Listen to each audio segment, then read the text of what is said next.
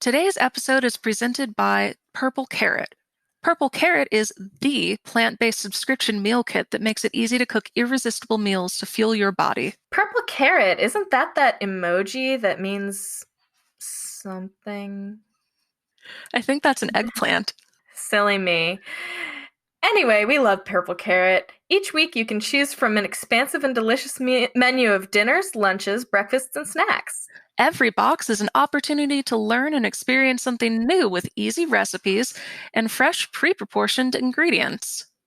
No shopping, no food waste. Just globally inspired, restaurant-quality, plant-based meals. Get $30 off your first box by going to purplecarrot.com and entering code PODGO30 at checkout today. That's PODGO30 for $30 off your first Purple Carrot box. Purple Carrot, the easiest way to eat more plants.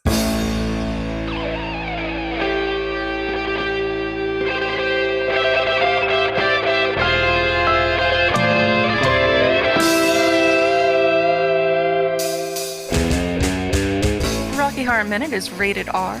The Rocky Horror Picture Show is also rated R. We're going to spend this time discussing the movie in gory detail, and along the road we will talk about some adult content and use some of our favorite swear words. Sasquatch, Godzilla, King Kong, Loch Ness, Goblin, Ghoul, a zombie with no conscience. Consider yourselves warned. Welcome to Rocky Horror Minute, the podcast where we discuss the Rocky Horror Picture Show in excruciating detail 1 minute at a time. I am one of your hosts, Kelly. And I'm your other host, Leandra. And today we have a very special guest. We have Larry Wiesel, and he is with RockyHorror.com and the Rocky Horror Fan Club on Facebook. Hi, Larry. How are you doing? Social media too, but Facebook is the one that seems to have gotten the most following on the Facebook fan club page.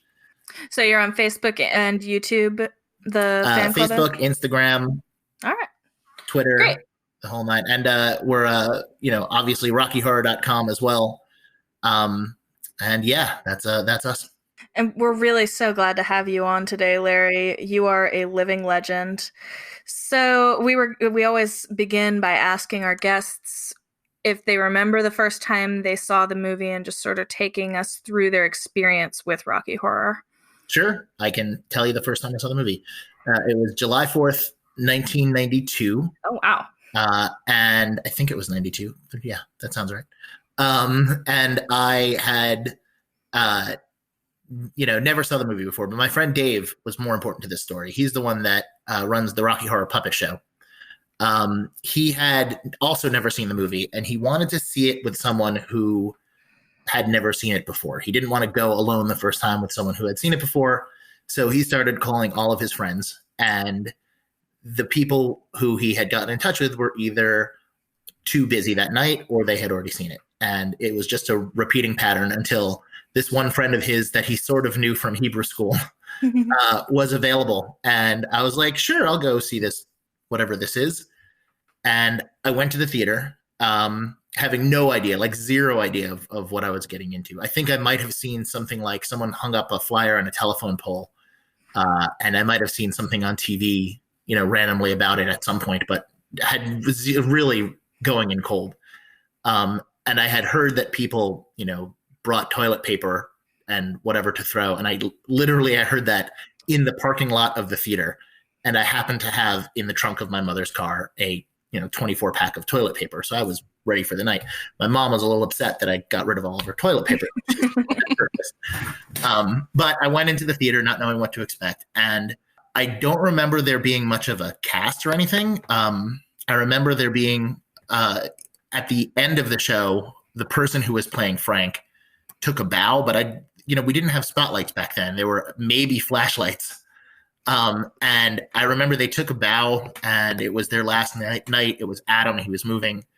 And that was pretty cool. I thought, okay, this is something that happens. People keep coming back to it.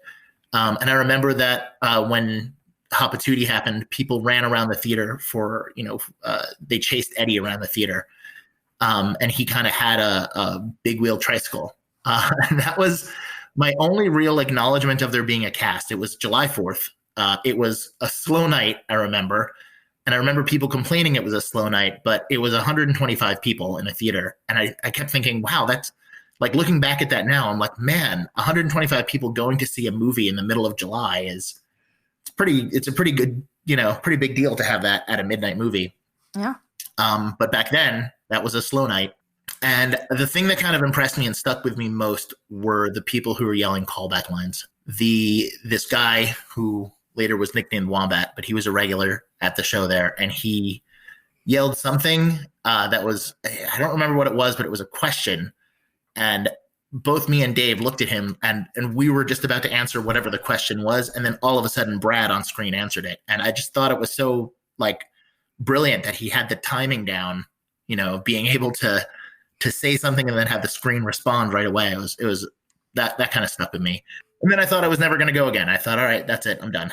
And then the next week came around and Dave was like, oh, do you want to go? And I'm like, I got nothing else to do. Sure, I'll go to this show. But why don't we go bring some other friends? And I guess that's kind of the way a cult movie kind of goes, is you want to bring more and more people into it. And that's exactly what happened. Is I started bringing more people, and then I would keep going to the show. And then I stopped. I had a very hard stop of going to the show when I went to college because there was no screenings going on in Albany, New York. And that sucked. But I would still go back to Rocky Horror every time that I would come home. And I would try to make it a point to come home probably every 3-4 weeks. And then I went to my first convention in Washington, D.C., and I was exposed to the idea of there being a bigger Rocky Horror world out there. I also found out about the Rocky Horror news group right when it was starting, which was the precursor to all the stuff and the that you see on Facebook and Instagram and all the social media these days, was the Rocky Horror news group. That's where all the Rocky Horror casts around the world kind of got together to talk. Yeah, and then I got into collecting while I was on my college campus. There was a guy who was selling 8x10 stills from movies, and he was selling some stuff from Rocky Horror. And one of the things that he also was selling comic books. I remember he had a big poster of Kurt Cobain. That was one of the things I remember, but he also had comic books. And he told me that he had the Weird Fantasy from the Criminologist book. And I said, I think once I picked that up, I'm like, I'm going to make it my business to try and track down everything in the Criminologist book. And I came close, but that kind of got me on the path of collecting photos and collecting everything from the movie. Was that one guy on my college campus. While I was in college, I threw my first convention. I was 18 years old. I did not know any better, and nobody stopped me. So that was the Albany convention. I did 3 of those, 94, 95, 96. 95 was the first time that we did shock treatment at a convention. And then that went from there to, they showed it in, I want to say it was Milwaukee. They showed shock treatment there at that convention. And then they showed it on the West Coast in Anaheim. I'm pretty sure it was Anaheim. And shock treatment kind of exploded from that. What else was there back in the day? Then I threw my first convention in New York City in 1998. That was a big fun to do. We had Nell at the convention. That was the first time I ever had a celebrity from the movie attend a convention. That was great. And then the rest is history. I'm sure there's more to my story, but that's a good beginning. So before I forget, and I wrote this down because I was like, wait, what about this? I know that Sean Hall had gotten together as much of the Crim book as I've ever seen. But one of the things that he couldn't find was there's this one page of a comic book. Yeah. And is that the one that you can't find either? Can't find it. No one knows what it is. Yeah. I was really hopeful that you'd be like, oh yeah, it's that. And I'd be like, aha. But no, that's one of the ones we still can't find. Yeah. Wait, what is this? I'm interested. In the Criminologist book, on the opposite page from Weird Fantasy is a page from a comic book, but no one has known what exactly it is. And it's not that one, which is unfair. The other one that we can't seem to find is there's a cutout of a lady sitting on top of one of the motorcycles on the Rat Bike of the Month. That's something that no one seems to be able to figure out what it is. But I think the most recent thing that was in the book that people figured out was the red motorcycle on that page. We found that. I found a copy of that on eBay. And then Clive in the UK, he was like, oh, yeah, I know that bicycle. I know that, I know that motorcycle. And I was like, okay, great. And then it kind of grew from there. But I think that was the last thing any of us all really found in the book. But the things that are still missing are that one photo of the lady and then the comic book on the opposite side, the page from the comic book. That's so I didn't even realize there were still mysteries like that to be solved. And there's probably like, I wouldn't even be surprised if there were some things that were a little bit off. Like I know that the picture of Dr. Scott, so like I said, it got me into collecting photos really. And I have a lot of photos from the movie there were two photographers, main photographers on the set. One of them was John Jay and one of them was Mick Rock. And you've probably heard the name Mick Rock. You probably haven't heard the name John Jay. John Jay was the studio photographer, and he took all of the continuity photos and all the stuff that ended up being used in publicity, and also the stuff that ended up being used in the Denton affair. And he had a bunch of contact sheets, right? Contact sheets are back in the day before you could just upload a whole album of photos onto the internet. You would send around 8x10 pictures of your negatives and, positive versions of your negatives. And then people would go in, look at that and circle the photo, give it back to the photographer, and then say, okay, I want that photo in an 8x10. So while we all have different iterations of the photo of Dr. Scott in that book, I don't think anyone has the exact one of Dr. Scott. And I don't know if anyone has the exact one of Meatloaf injecting heroin into his veins in the bathroom. I don't think that exact photo is. I have like 3 or 4 different shots of that. I don't have the exact shot. Similarly, I don't think I have the exact shot of the motorcycle of Eddie on the bike in Columbia's room. That's super cool. I hadn't really thought about the fact that there would be multiple shots that people could have been pulling from. And well, now I'm starting to think of like, how would I find this? I know. And as somebody I'm like obsessed with like old magazines and like pulp novels and stuff, and I'll like just buy a random vintage magazine to leaf through and look at the ads and stuff. So the idea that there's like some missing like photos from magazines and comic book pages really intrigues me. Yeah, it was a long time. Thank God for eBay, right? Like it was a long time before we found the Tonight magazine, the porn magazine in the Denton affair. I found it on eBay in a mix of like 10 other vintage porn magazines. And I was like, oh man, I got to buy that. So I buy it. And the guy was like, why are you spending like $160 on these porno mags? And I was like, well, there's one in there that's actually, from Rocky Horror. And I don't really care about the rest. And of course, when the hell am I going to get rid of the rest? I didn't really want to throw them out because they were vintage porn magazines. But eventually I did say, all right, I'm going to throw them on eBay. And I think like one of the producers from The Simpsons ended up buying them. It's a very random. Wow.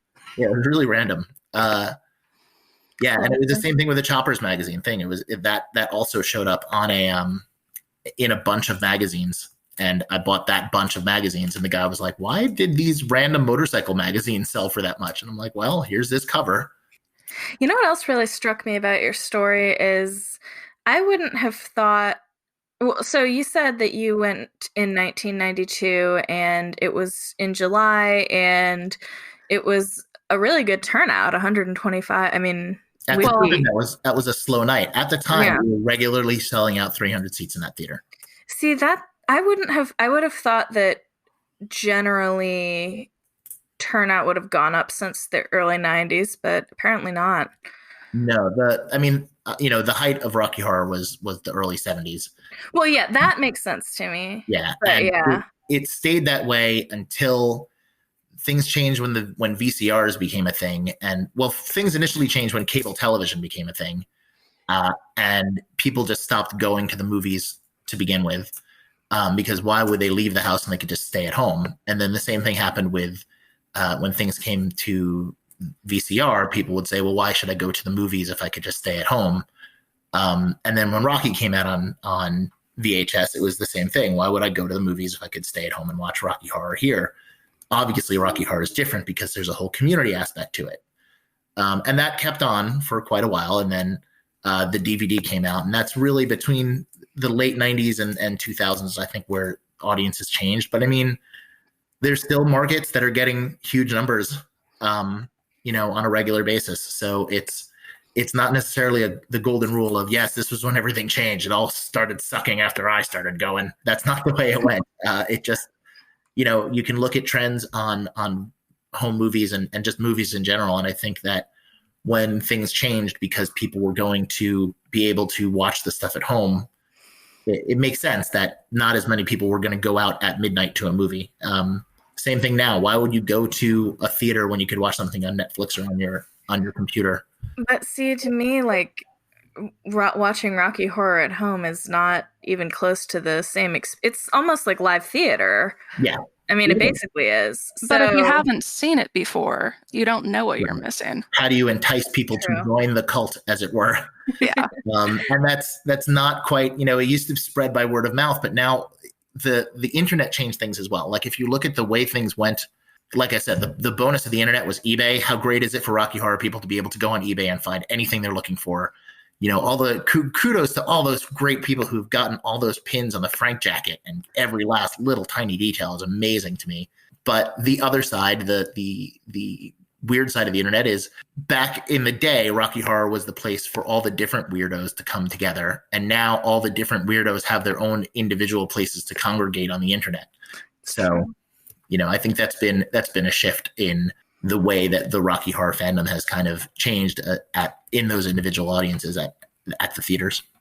Yeah. Now, I will say, Kelly, you've really only seen what our cast and our audiences look like, and we're a bit of just in general, we're a little bit of an anomaly in that we have pretty consistent numbers as long as it's not the summer.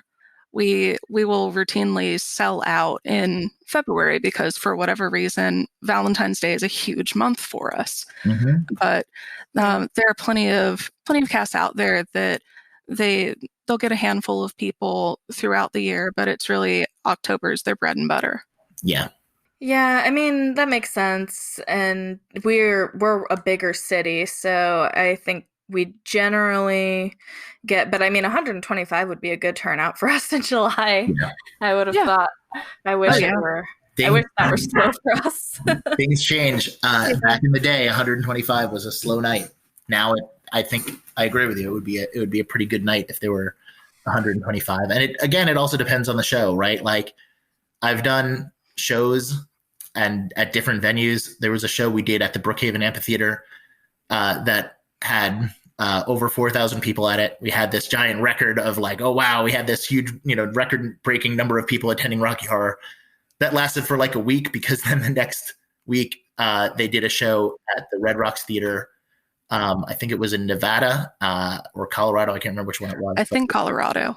Okay, and then they held the record, and then they did it at the Hollywood Bowl, and then like nothing's going to beat the Hollywood Bowl, with like 10,000 people or something like that. So yeah, it depends on the venue. Sometimes you can get these huge numbers, and depending on the event, and it really changes depending on if you can make an event out of it, especially around the Halloween season. Yeah. I guess I had such a misconception because to me it felt like when I was a kid and I loved Rocky Horror, no one I knew what it was, and now it seems like everybody I know knows it and has gone to a screening. So to me, but I guess not. I mean, it's this strange thing, right? People know it and don't know it, and it's evidenced by the fact that you see it pop up in pop culture, but pop culture is referencing it as this thing people don't really quite know. It's a little bit this off thing, right? Like they just had that cartoon the other week. What was that cartoon? Something Heart. I can't remember off the top of my head. There was a Fox cartoon that just had a bit about Rocky Horror in it. And it was this thing of like, oh, it's this underground, Rocky Horror scene. But that was a reference in pop culture. That was a reference in mainstream media. So yes, there are people who are still discovering it, but it's also now well-known and mainstream enough that it's making its way into television on Fox, into a cartoon. So Glee, they did a Glee episode about it. Leandra and I are actually discussing that for a PodCon in a couple of weeks. Oh, that's fun. The Glee episode, yeah. They did the remake in 2016. That was, it was a weird thing. How can you do a remake of Rocky Horror? But they did. What did you think of it? I'm biased because I got to go down to the set. So. Oh, did you? Yeah, that's cool. I haven't seen it. I only saw a little bit of the first number. I got to go down twice. Once, coincidentally, my company had sent me to Toronto, and I knew that they were filming there, and it was just happened to be that I went there. So I called Lou Adler, and I'm like, hey, can I come down to the set? And he just sends me back. He's a man of very few words, but he sent me back the word yes. But he gave me Just be like, oh, I called Lou Adler. he gave me no information on like how to get there, who to talk to, what to do, etc. So, but he eventually got me there. I met him at his hotel, at his apartment there, and then we went over to the set. And I sent a picture to my wife saying, "Oh, hey, isn't that a castle we passed down, a few miles down the road?" And you went to the set. How could you not tell me you were doing this? And I'm like, I swear, I had no idea this was happening until just before I got down, and Lou said yes. So I did not know this was actually going to work out. And she was upset. And then I told Lou, I'm like, hey, just letting you know, my wife's a little upset I went here. And he goes, well, why don't you have her come back for in a couple weeks? I'm like, all right, sure. And it was a couple of weeks was when Tim Curry was coming down to film his stuff. So she forgave me. Dream. So yeah, that was my time on the set. Now, as far as the actual remake itself, I thought it was a good, in the context of like an homage to the phenomenon and a love letter to the fans. I thought it was okay, and I thought it was well done in that regard. I thought as a remake, it wasn't that great. The way I tell people is, if you go into it looking for something to love, you will find parts to love. If you go into it looking to be angry and finding stuff to hate, you will find a lot of stuff to hate. Yeah. So my recommendation is go in looking for the parts you will love, and don't compare it to the original, because it can't be viewed without the context of the original. It's not meant to be viewed without the context of the original. So let's talk about this minute 29 of the movie. I just realized, if you insist. Yeah, what's our podcast about? Oh, shit. Okay. So let me try and get us back on track just a small amount. I think that we're to the point where I describe what happens for the listeners at home. Yes. We begin with Riff Raff helpfully using his blood-stained rag to dry Janet's hair, and she says thank you and starts to help dry her hair. Meanwhile, Magenta holds Brad's head from behind so that it doesn't move while she dries his hair, and then wipes his glasses with her apron. And then she turns her attention to removing Brad's jacket. As we know, that's an incredibly thoughtful thing for her to do. So Brad says, "Thank you very much." Janet sees that the rag that she was using is in fact covered in blood and disgustedly throws it, but she doesn't have much time to react to that because Riff Raff is attempting to unfasten the belt on Janet's dress from behind, which shocks her and makes her try to slap away his hands. She exclaims several times, and seeing that Brad is just kind of letting all of this happen, smacks him with her purse and says, "Brad!" And then Brad, standing with his arms crossed, which is totally normal, says, "It's all right, Janet. We'll play along for now and pull out the aces when the time is right." Magenta, who has been behind Brad working to unfasten his belt and unzipping his pants, completes her task and pulls Brad's pants down to reveal that he is wearing white brief-style underwear. Brad looks down, Janet looks down, and exclaims. At this point, Columbia has walked over, and she also exclaims while looking at Brad's crotch. And I know Kelly has a question about that, but I'll holster that for later. But Columbia says, "Ooh, slowly, slowly. It's too nice a job to rush." And then Janet has been relieved of her dress at this point. Brad, while speaking with Magenta, forcing his sweater vest off over his head, says, "Hi, my name is Brad Majors, and this is my fiancée, Janet Weiss." And he tries to offer his hand to Columbia, who does not shake it. Somehow his shirt becomes unbuttoned in that kerfuffle. And then there's a pause in the dialogue, long enough for Brad to write his glasses. Magenta throws Brad's sweater onto a pile of Brad and Janet's accumulated clothing, forming on Columbia's outstretched arm. And he says, while that's happening, Magenta is unbuttoning Brad's now buttoned shirt. And Columbia says, "You're very lucky to be invited up to Frank's laboratory. Some people would give their right arm for the privilege." Magenta completes undressing Brad by removing his white tank top style undershirt. Brad says, "People like you, maybe." And Columbia responds, "Ha! I've seen it!" and throws the newly collected pile of clothes onto the floor. The clock strikes, and Janet exclaims while trying to get her clothing back. Brad also tries to grab for his clothes, but Magenta pushes them toward the elevator. Janet holds onto her purse. Brad grabs his shoes. Magenta laughs a little and says, "Come along, the master doesn't like to be kept waiting." And the view then changes to Riff, who is standing in front of the open elevator, pouring champagne into a glass. Columbia enters the elevator, quickly joined by Janet and then Brad. Riff begins to drink the champagne directly from the bottle, and Magenta brusquely tells him to shift it. Riff throws the bottle onto the ground, and it makes what I must say is clearly a real, definitely appropriate to the item crashing or shattering noise. Yeah, I thought it was amazing that they used camera audio for this moment. Oh, but yeah. There you go. It was right there. And then he enters the elevator smiling weakly, but as he closes the door, his smile vanishes. Yeah, that was a very excellent and detailed synopsis, Leandra. Well, there's a lot about it that doesn't involve dialogue, and there are very specific, nuanced, nonsense things that are happening. Yeah. So just wanted to make sure that I was painting a picture with my words. Absolutely. Very well said. You've got it all. Leandra ASMR. By the way, to the people who keep telling Kelly that I have a sexy voice, I do. Yeah, you do. You have phone sex voice.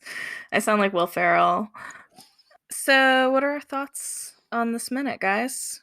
So I've got something to interject here about this minute. Brad and Janet are undressing, right? That's basically the theme of this moment. And Janet seems a little bit weirded out overall, but I think the thing that's strange to me is, even through all of Sweet Transvestite and all of the Time Warp, Brad and Janet were just, hey, we don't have a way to get to a phone, right? We don't have any way to communicate with anybody at all. Our car is stuck in the middle of nowhere, in the middle of the night, in the rain. Let's go to this castle and see if we can find a phone. And at no point, of course, does anybody tell them, no, there's no phone around. But they stick it out through the Time Warp, which they're like watching all these weird people doing this dance. And it's like, all right, well, maybe they're just foreigners. That's fine. Ways different than our own. Okay, we'll stick around. Even though Janet's very much like, let's go. They stay through the Time Warp. They stay through Sweet Transvestite. They ask for a phone there. And if Frank promises them, that he'll get them a satanic mechanic. But then here we are in this exact minute. And at some point, they go along with getting their clothes taken off. And there is no logical explanation to me that I would say, no, this makes complete sense. I'll get they're wet. I should take off all of my clothes and be in my underwear around all of these strangers for no reason. Ironically, of course, everybody doing these shows and shadowcasts are all in their underwear in front of complete strangers for no reason. But yeah. But Brad and Janet in this situation, at that point, without their clothes, at that point, having been through all of what they've gone through, at that point, Brad probably should have said, maybe we should just run out of this house even without our shoes. But he picks up a shoe, and instead of running out the house, he runs into the elevator or gets shoved into the elevator, as it were. I don't understand, though, what logic he was able to come up with that says, yeah, I'll stick through this part where people are taking off my clothes. And in any production of the play that I've seen, I still haven't seen this addressed in any way. The closest I saw was, I think the script now calls for in the play. They say something along the lines of that they're going to dry their clothes on a heating vent. But no, that still doesn't make any sense for me. Why are you taking off your clothes in some stranger's house? Like, maybe your jacket, okay, sure, but getting down to your underpants, nah. Like, that's the one that's strange to me. I mean, Kelly might be fine with that.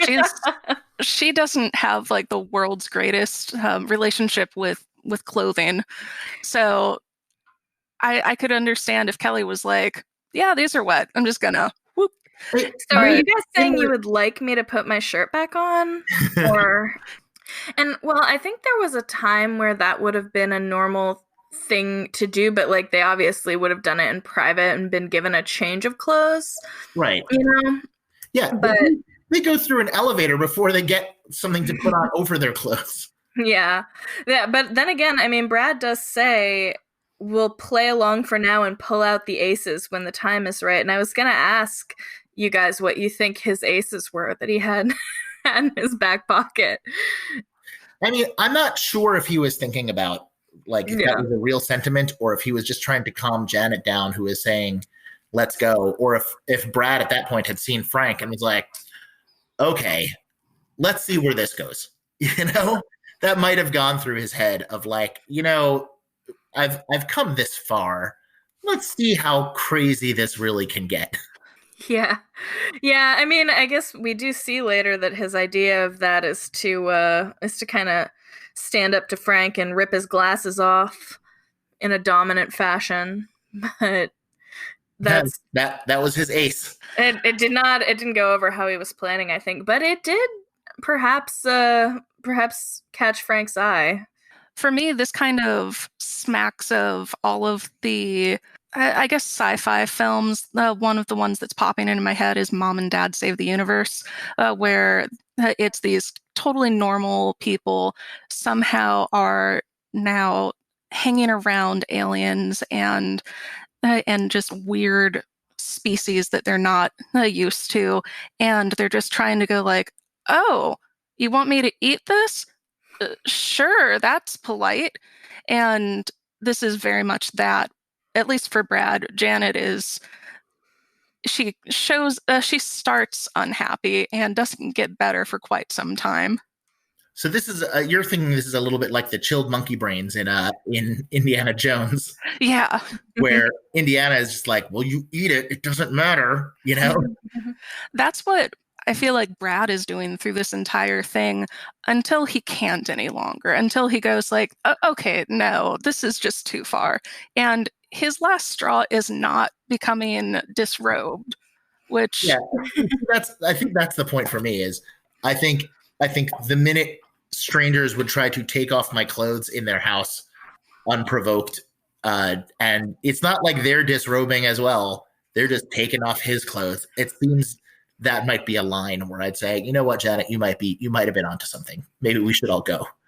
What's interesting to me, and I've talked about this in previous minutes, but Janet has almost like, she goes in the opposite direction. Like when she first arrives at the castle, she's like, a domestic on the banister. What kind of a crazy place is this? We have to go. And then like, after she sees a guy get murdered, sorry, spoiler alert, suddenly she's having a great time. And here she is. I mean, she's not happy about having her clothes taken off, and she does try and get Brad's attention, but she seriously had a way stronger reaction to things that were not problems for me upon arriving at this castle. So it's like she's getting gradually acclimated to it, it seems like. Or maybe it's just shock setting in, like, you know what? Yeah. This is my life now. Yeah, I guess they had to at some point realize there just was no way out, right? Yeah. But then they didn't protest at all, other than Brad putting up a little bit, and like you said, ripping off his glasses later. But I think this, for me anyway, would have been the line. Can you imagine if this was Wizard of Oz and the Munchkins all took off? The Munchkins go, here are some ruby reds, but take off your dress. Right. Like that's about as terrifying. It's interesting because in the commentary during this whole undressing scene, Patricia Quinn was like, there's so much undressing in this movie. They're doing raps and taking off sweaters and clothes and underwear. It bores me to tears. And I just have to say, as a shadowcaster, that I'm right there with her. I hate every scene where I have to undress or put things on or help somebody take something off on stage. At one of the conventions, I think it was Orlando, we had Sue Blaine as the costume contest judge. But it was also at a point, in 2000, this was actually 2001. It was right after 9/11, which made for a very interesting convention. But we had Sue Blaine there as a costume contest judge.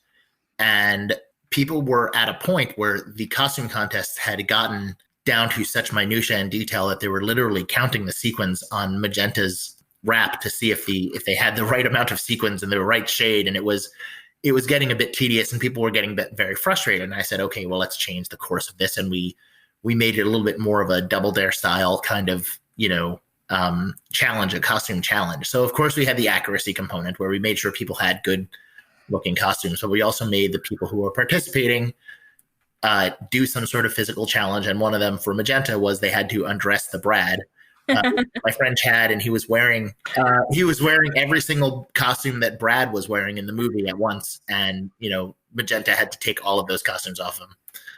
Or actually, maybe it was Ron that actually volunteered to do that. Either way, it was a very fun moment, and he does wear a lot of costumes, and they do have a lot of layers to go through, which of course leads us to the moment in the film that we see Brad's shirt magically unbutton, right? The magically rebuttoning shirt callback line.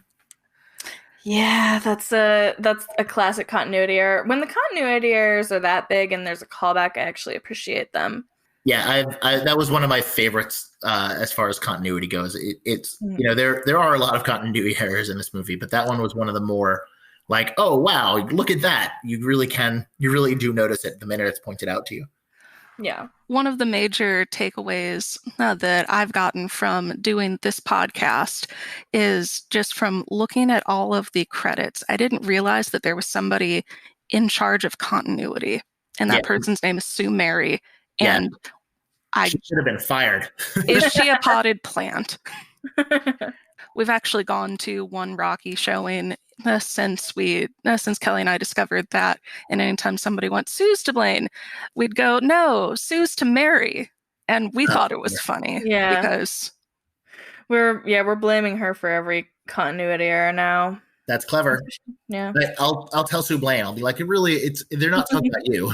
They're talking about Sue Mary, the person who did the continuity. No, we've actually said many times, despite all the callbacks about it, I love Sue Blaine's work. Oh, she's phenomenal. I really love all of the nonsense and kind of cutting corners that happened in the wedding scene, of course. So, but from there, I think that things really get very streamlined and gorgeous. She really did a fantastic job in the end, and you can see the transition going from her drawings and the sketches she put together for the costumes all the way until what ended up happening and getting executed on the screen. So one of the things that Sue Blaine kind of regrets is how the Transylvanians look, and Kelly and I are very much in disagreement about her assessment, at least personally. We really like that all of the Transylvanians have distinct characters and have little nuances to their outfits. And of course, Sue has been interviewed and said that is something that she regrets. I mean, I think she regrets it just because they changed direction in the film, right? Originally, they were going to do the black and white stuff, and then they made the whole film color. But I still think it was an interesting, knowing the history and looking back on it, I still think it's very interesting, and you can see where they were going with it, and the fact that they would have all looked relatively uniform in black and white, and then all of a sudden everything pops in color, and you see all the Munchkins are wearing different outfits, as it were, in The Wizard of Oz. So I think she did a very good job in dressing all the Transylvanians, and she had sketches for all of the Transylvanians' costumes too. It wasn't like she said, go to a thrift shop and get something colorful. It was they planned out what everyone would wear and how it was all unique. I thought it was. I really do think the Transylvanians have some of the more interesting costume details that you'll see in the movie. I 1000% agree. We in lab scene, when there's perhaps a little bit less to discuss, I have it kind of plotted out that I'm going to go, and this is Sadie, and here's her backstory, and here's what her costuming looks like, and I'm really excited to hopefully make other people realize just how A, cool the actors are, and B, how cool they're dressed. I think that it's kind of strange, given all of the stuff that we've just talked about with the Transylvanian costumes, that I keep forgetting that they're still in the background of this scene, and they're chatting. They're chatting very calmly with each other. They're not paying attention to the undressing that's going on, and it's just really well done business. And I guess the story that's telling is that these Transylvanians see this as either a routine thing that has happened before, or they're just completely jaded. And from there, they head over to, I'm guessing, the elevator if they're taking it up to the lab. No, they could have gone up the stairs. Doctor's gone up the stairs, so they could have gone up the stairs too. But they have to get up there pretty quickly. Well, that elevator is not, as we've seen, it takes it like a full minute to get upstairs. So They have some time, I guess. But I noticed that they were all paired off. Yeah, like they were walking arm in arm, like in couples. So did those couples come together? I mean, I guess what I noticed was that you don't see all of them leave, right? I mean, they all obviously are up in the lab, but it's not like they show on camera all of them leaving. They're just a few stragglers, and then there's obviously some that just got up to the lab before you really saw where they went. Yeah. So it makes me wonder how, everyone knew quickly. All right, as soon as we're done with Sweet Transvestite, we all got to book it out of here before all these people get undressed. So Maybe they had a really good event coordinator that was like, okay, now we're going to the next place. they all knew that they wanted to get that front row seat way up on the balcony there to be able to look down at the creation scene. Although they probably didn't know what was happening. They just knew that they didn't know that there was a creation that was going to happen. Spoiler alert, guys who haven't watched the next minute or so. Yeah. So from there, just before I forget these again, I have some notes about the background.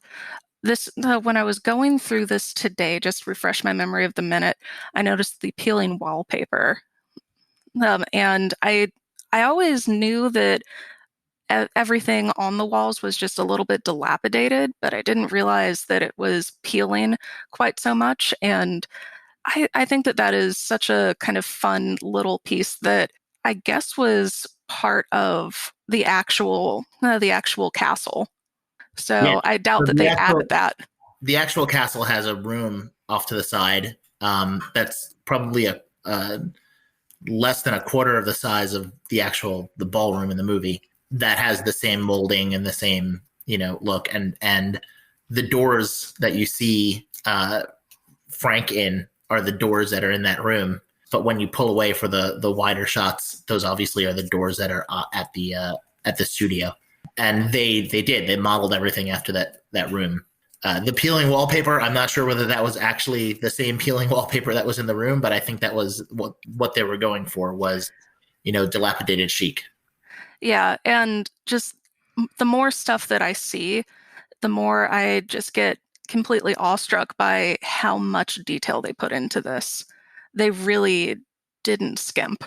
Oh yeah, Brian Thompson, and absolutely really put details into making sure that every little bit was thought of. He put thought into everything that went on in that scene. How can we make sure that what's happening here is what someone who doesn't quite get Earth would do? So the other thing that I noticed this go around was the metal poles that hold up the red velvet rope are also red. I don't know why, but I thought they were like brass or maybe black or silver, but they're painted red.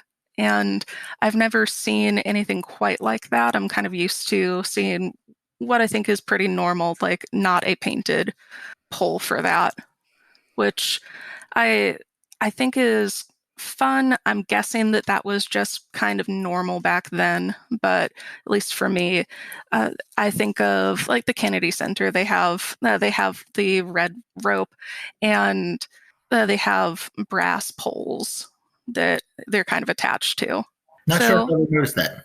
Well, stick with me, kid. Yeah, learn something new. So you're talking about the poles that are there that are attached to the curtain.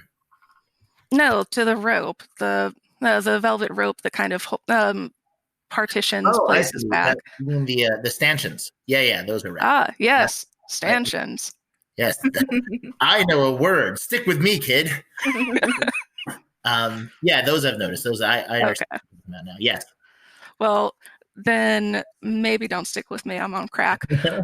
I noticed that I took the time to count the clock chimes, so it is potentially 10 o'clock right now.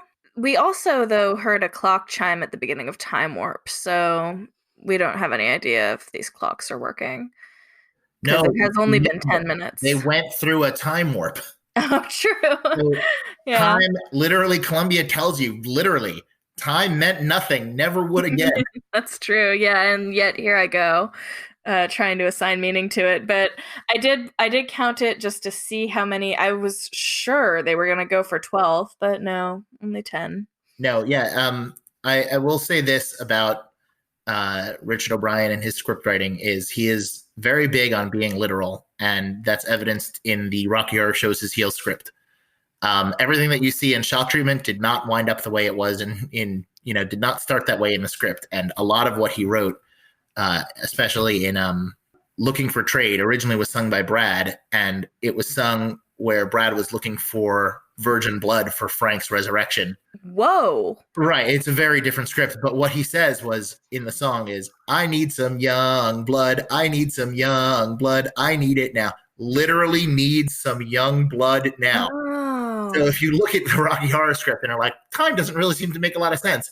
They just told you that time means and that they went through a time warp. So time really is a little bit off in this movie. So was that the plot of the Brad and Janet show? Is that the Brad and Janet Yeah, show? so the Brad and Janet show was you see it referenced in the movie, like Richard O'Brien is actually Cosmo is holding a script for the Brad and Janet show.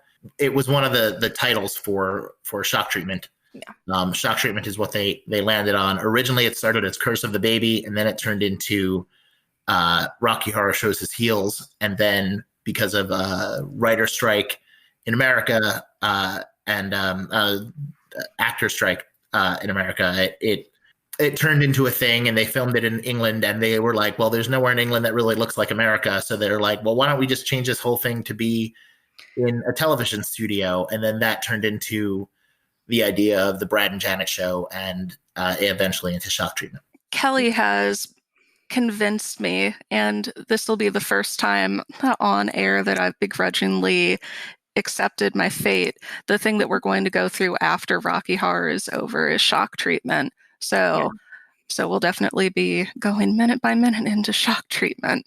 So I have just couple more notes, and then I'll stop stressing out over the itty bitty details for this minute. So these are costume notes. It's during this scene that we discover that Janet's dress unzips in the back, because up until this point she has the sweater over the back of it, so you really can't tell. We also see that she's wearing a white half slip. And worth noting on Brad's basic costuming for the next couple of minutes is that Brad's socks are very much not white. They're, or at least compared to the underwear, they look very dingy. And if they started white, then that's disgusting. Hopefully not. Speaking of what Brad's wearing, and Larry, you may know, was Barry stuffing in these underwear? He claims no. Wow. Yeah, he says no. So I believe him. I believe him too. I've seen a lot of men wearing that type of underwear, and I've never seen a bulge like that in them, but I guess, there's growers and there's showers in this world. Not that I was looking intently, because really I wasn't. I think I was just as surprised as everyone else. But at the 40th convention, I was in the front row when Barry dropped trow, and you saw that he was wearing fishnets under his pants. And I think looking back, probably did one of those, look at his face, look at his crotch, look back at his face and go, this is so cool.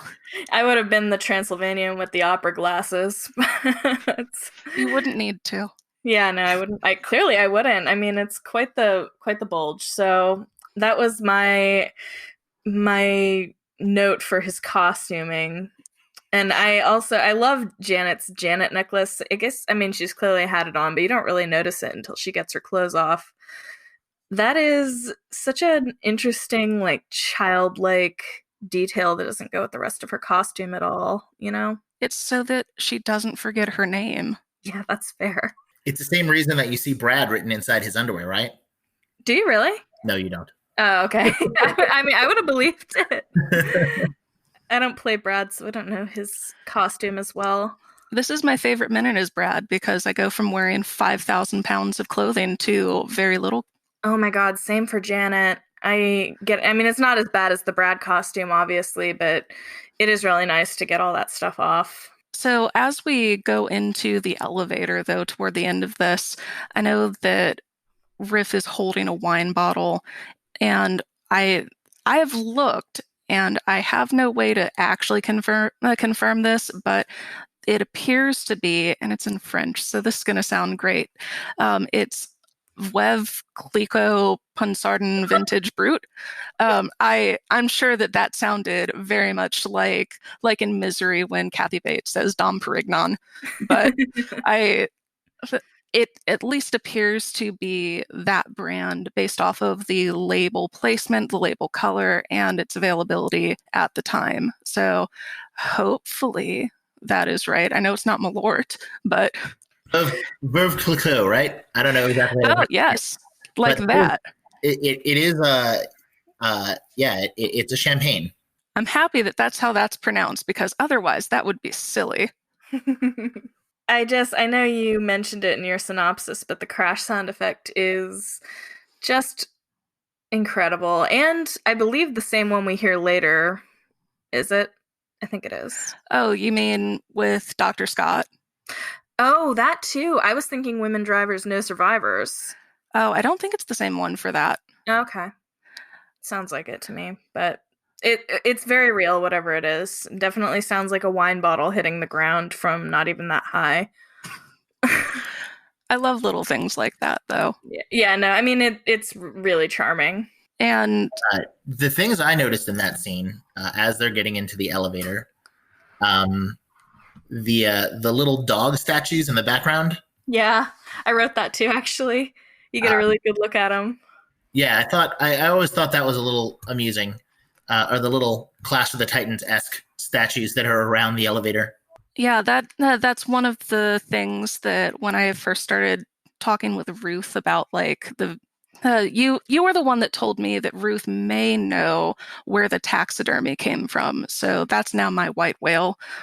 Where the fuck did this come from? Can I get any information about it? The way that comes back to the statues is at the end of that conversation that I had with Ruth. She said, "Oh, and I really need to go back and go frame by frame to see if I can find the chicken pen that Brian put in for Magenta." And I was like, "The what?" Oh my God, what? So now I'm looking for just a pen in the shape of a chicken, or perhaps a pen for a chicken. I'm not sure. She didn't explain, and I kind of want to find out on my own, but I've been looking to see if I can find it before Ruth. That Magenta's wearing? No, it's a pen, like a writing utensil. And, pen. Okay. Yeah, this is a problem that I have. A lot of people are like, no, they're pronounced differently. And I'm like, well, I'm saying them differently, but I'm really not. Oh, no. As a former linguistics major, that's just normal dialectical difference. Yes. It's not an issue, but I misheard you. So anyway, yeah, that's so a chicken pen but Magenta has it? Or? I don't think Magenta has it. And I think that what Ruth meant was that Brian Thompson put this in the set somewhere for Patricia Quinn.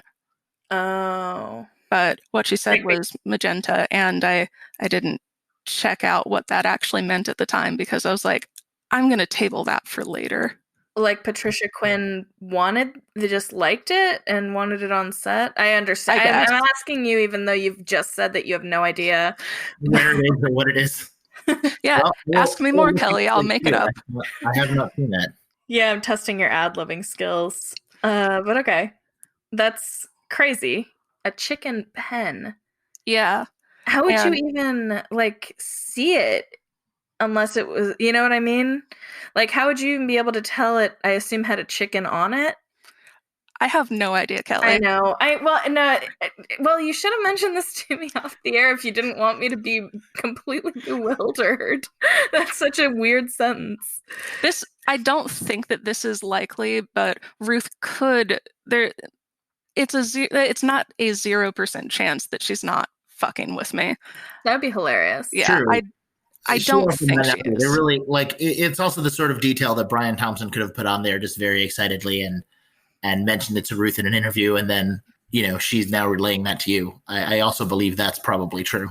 So one final thing from me. This is one of the best pieces of acting for Columbia in this. She's got a lot of sass. Her line delivery is very fun. And for people who have heard me refer to the sequined fabric for Columbia's bustier that is super screen accurate and very expensive, I know it mostly by the name the Larry fabric, because Larry over here is the person that you can buy that stuff from. Yeah, that's me. I also sell the gold tailcoat fabric. And that's Skipper, which they don't really have anymore. Yeah, there was someone before me that made the bustier fabric, Kim, and then she retired from Rocky in, I want to say, the late 90s. Early 2000s. She stopped making it, Kim Schaefer. And then I was like, well, if she's not going to make it, this is a chance for me to pick it up, and because people in the community needed it. So I still have it if anybody wants to buy some. Becky from the Michigan Rocky Horror Preservation Society did a great tutorial about how to actually attach it to a bustier. Oh, very cool. Yeah. I actually had also written that Little Nell really stole the show for me in this minute, even though we didn't talk about her a lot because she doesn't have a lot of like new costume details or anything, but her performance is really fantastic. She's so spunky and silly and does like a lot of little flourishes and touches. Like she was really putting her back into it. I think she's phenomenal here. Yeah, that's actually, if nobody else has any notes, that segues well into callbacks, because that's my favorite callback that I don't hear often unless I do it, is when right after Brad says, right after Columbia says people would give their right arm for the privilege, you should start it, and you could say, have you seen my bicycle horn? Right before she goes, I've seen it. Because it's insane how much she sounds like a bicycle horn when she does it. It's great. That's really funny. Yeah. Every single one of our male guests, except for Oscar, has said that Columbia is for them the most desirable, the sexiest character in the entire movie. I wonder why she didn't do it for Oscar. Yeah, it's hard to. But Larry, do you agree? I mean, my wife is a Columbia, so I gotta say, yeah, I definitely agree. But they're all very attractive. All three of them are very attractive women. I personally am a big fan of insert humorous Transylvanian here for comedic effect. Yeah, I think Susan Sarandon and Little Nell and Patricia Quinn, they really did cast some sexy ladies for this movie, and I will say that I am a big Columbia fan. I don't know if I would say that she's the one that totally does it for me, man, because I don't know if I would ever say anything like that in reality. But yeah, my wife is a Columbia. My wife is hot, so there you go. I can confirm she's very hot. I haven't seen her, but I'm sure she's hot. I honestly can't think of anybody in the movie who I think is not attractive. I mean, Richard O'Brien has himself styled super weirdly in this movie. So, but when he's dressed normally, he was like a normal looking person, if like a little gaunt maybe. But yeah, I mean, most of the guys and definitely all the women in it were super hot. So do you have any more callbacks? I know I derailed that a bit. I do, but I actually, I wanted to let Larry offer any that he can think of first. So, I mean, the classic one of is Janet on the rag, no, the rag's on Janet. Yeah. And I always took notice, just this isn't a callback, but I should have brought this up in the last segment of, the fact that Riff Raff brings the rag out from under his hump is amusing. But yeah, the it's the magic unbuttoning and rebuttoning shirt is one that sticks in my mind. I really like the callbacks that point out the continuity errors. We'll play along for now and pull out the aces when the time is right. Looks more like a Joker to me. Oh, I've always heard that one as looks like a one-eyed Jack to me. That's a cute also one. Good. Yeah. Grab something useful like a shoe, Brad. Yeah. like I said, it's very strange that of all the things he does here, he grabs a shoe as if that's somehow going to protect him. Yeah, that's definitely the first thing that I would grab, but that's because if I was wearing such disgusting socks, I would want to cover up my shame. But Well, I mean, I was raised to take my shoes off when I enter a home, especially if it had been raining. So that's a failing of his Midwestern manners, really. Of course, going into an elevator, that's when you got to take your shoes off just in case. oh yeah, But he doesn't have he doesn't have the shoe when he gets out of the elevator, which is just like he just was like, yeah, I guess I shouldn't have grabbed this really. Well, he put it on, I guess, and found his other one and put it on because he's wearing shoes when he gets out of the elevator. Like, Yeah. does he grab both of them in this scene? No, he does.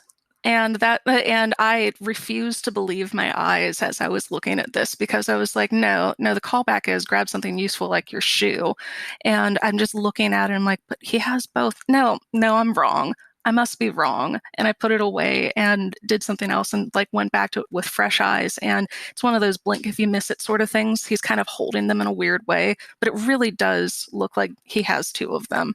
Oh, I thought it was a continuity error. I don't think so. Of course, I like being wrong about these sorts of things. So, well, that's fortunate for you. I think you're right. You might be right. He bends down, he picks up one shoe, and then he picks up a second one. Yeah. Very, very quickly. But yeah, all right. So he has both shoes when he gets in the elevator. He doesn't leave them in the elevator. I stand corrected. I like the line of I've seen it and I don't do laundry when she throws the laundry all over the floor. Speaking of leaving the shoes there, which makes you wonder why it was she collected the clothes in the first place. When Riff Raff drops the champagne bottle, there's that commercial. And again, this commercial is probably a decade old, if not older, of this champagne's not Corbel. Then no smiling in this elevator, look the other way. They close the door and then they go up. That's all the really good ones for the most part. Of course, there is another asshole and slut opportunity because Brad introduces himself and Janet again. And then, of course, you can start chanting Riff can't hold his lick or Riff can't hold his lick or right before he, I guess, throws his champagne. And then, of course, you say that's alcohol abuse. Oh, yeah. That's a joke that my mom loves anytime anyone spills a beer or anything. Oh. So those are the ones that I have. Do you have any others, Leandra? I only have two more, and one of them is, I think, a little bit of a stretch, but I still like to hear it when it does come up. When Brad says, you're supposed to say ahead of that, how do you spell urine? So he goes, you are, and then you say close enough. Right. And then right before Magenta says shifted, you say, what do you do with an uncomfortable vibrator? Oh, that's good. I think that's a cute one. The other one I heard in this scene is as Riff Raff is taking off Janet's clothes, and she goes, oh, Brad. Someone says, fake an orgasm, Janet. I've heard that bit. And then when Brad replies, thank you very much, to Magenta undressing him, a line that I yelled was, hey, Brad, do your best Elvis impersonation. And then he says, thank you very much. And then the response to that is, that was terrible. That's good. I haven't heard that one before. It's really enjoyable, actually. We're just a couple of hours south in DC from where you are in New Jersey, and there's just so many changes and little nuances to even your callbacks versus ours. I love the development and kind of changes for regional callbacks. I think it's fascinating. Yeah, and it's hard to appreciate them until you really kind of go to see Rocky in other places. And it's so exciting to be able to yell a line that no one's heard before, thinking, oh, I have this in my theater and no one else has heard this before. And you get there and you yell that line and it kills. And then you go back a few months later and everybody's yelling it. It's always very amusing.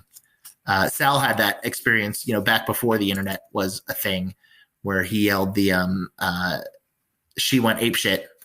I think that was the line. It was she went apeshit for at the end of the movie with Fay Wray. And he was so excited because he was going to be going to California and he was going to be able to yell his line, and no one else had heard it before. And of course, this is the days before the internet, and he got out to see the movie, and he was gearing up to just yelling the line, and just as he was about to yell the line, the whole theater went apeshit. Oh, the line beat me out here.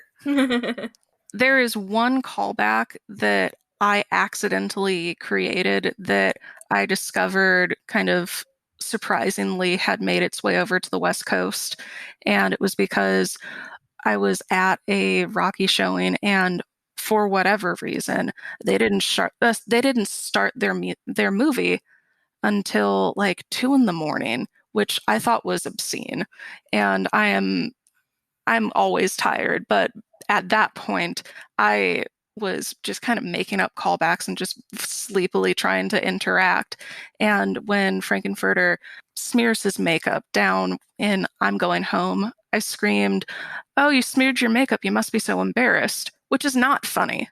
But for whatever reason, a lot of people giggled about it. And then later on, I was telling this story to a cast member, and she went, "That was you? I was there. That's hilarious." And then I found out later that when she moved over to the West Coast, she really tried to get that one going too. So I feel so bad that's my legacy. That's your legacy. Got this now. Yeah. See? Thankfully. More and more stuff. Yeah, the bicycle horn one I just heard at the New York cast, and I've never heard anyone else do it since then, besides when I've done it or made somebody do it. I have not heard that before. I think that's pretty funny. Yeah, so that's the really amazing thing about callbacks is it's literally just an oral history thing, and if somebody is clever enough, they can just make something up. And yeah, I remember again back when I started going in the 90s, that was the thing to do, was try and figure out a way to come up with something for that night. And it was always, there was always an opportunity to do something political or something culturally relevant. At the time, you'd yell a line about whatever was in the news or whatever was actually happening on TV, Yeah. And sometimes the lines stuck and sometimes the lines didn't. And sometimes they got a big laugh and oftentimes they didn't. But and you never know which ones are going to actually have lasting, have staying power. And it's also funny to see like references people don't get. You yell something one time 10 years ago, and then you go again to see the show 10 years later, and someone is yelling the line completely differently and just a little bit off key, and they don't quite get the joke themselves, but it's become so ingrained into what people are yelling that they're going to continue yelling it. I both love and hate the kind of copy of a copy of a copy of some of those callbacks where it's now somebody singing a song that they've never heard. So it's a completely different tune, but they're like, but the callback is here. And I know it's funny. Yeah, I get that. I can't hate any part of the way that Rocky Horror has kind of evolved and what it's turned into. The only thing that bothers me with lines and what people yell is I like witty lines. I like when people are brief and witty. I don't necessarily like the vulgarity. I'm not a big fan of the vulgarity. Sometimes people just yell stuff to be vulgar for no real reason when they could come up with something wittier.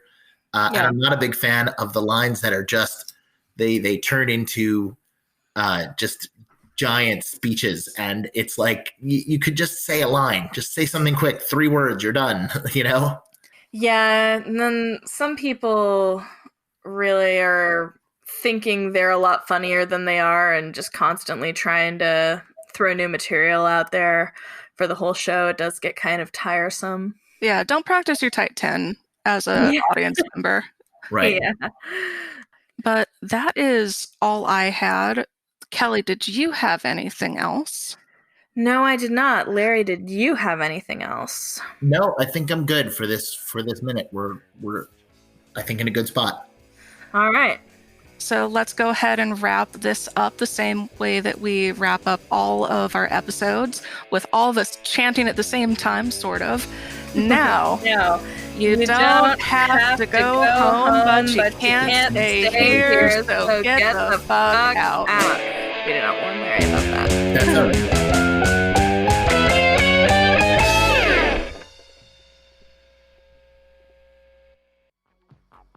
Hey, Chris. Oh, hey, Tierney. Do you believe in the unexplained, the paranormal? No, not really. Okay. How about UFOs, flying saucers? Nope, haven't seen one. How about Close Encounters? Have you seen that, Chris? Of the third kind? Yeah, it's one of my favorite movies. Released in November 1977 to critical acclaim and box office success, Steven Spielberg's science fiction masterpiece stars Richard Dreyfuss. Okay, Chris, save it for the podcast. Podcast? Oh yeah, you mean the podcast where we watch and comment on all 137 minutes of Close Encounters of the Third Kind? That podcast? Yep. The podcast is called This Means Something and is now available wherever you download your podcasts. This means something.